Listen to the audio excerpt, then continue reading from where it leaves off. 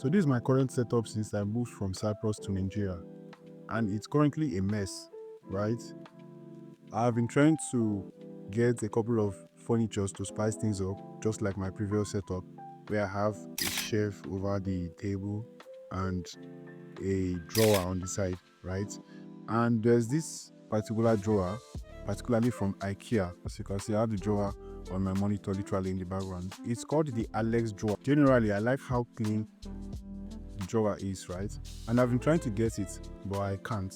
And other than the fact that I can't really find where I can get this drawer at the moment, I don't know if you've seen the price.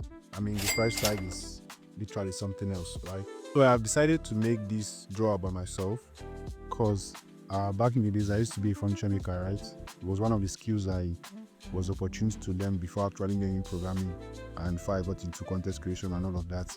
So I'll be making this by myself alongside the shelf I had in my previous setup, which I'll put a picture up in the screen somewhere. And I should be able to get a clean setup or restore how clean my setup was previously before moving to Nigeria. So if that's something that interests you, stay tuned and we'll see the before and after, right?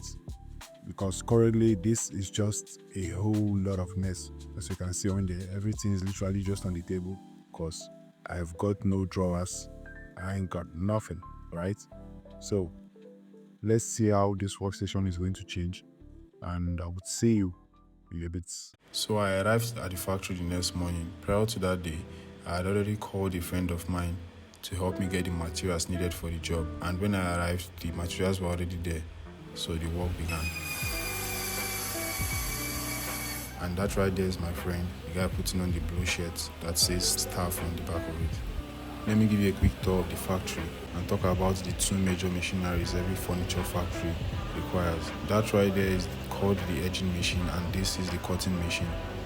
Once the cutting and edging was done, coupled the drawers, the tabletop and the shelves, and then I shipped everything home. So when I got home, we had to drill the wall to be able to hang these shelves, and after we were done doing that, I had to then move the table, the drawer, remove the shelves on the wall, and then remove the frame in order for me to be able to paint the wall. Now this is the before and this is the after.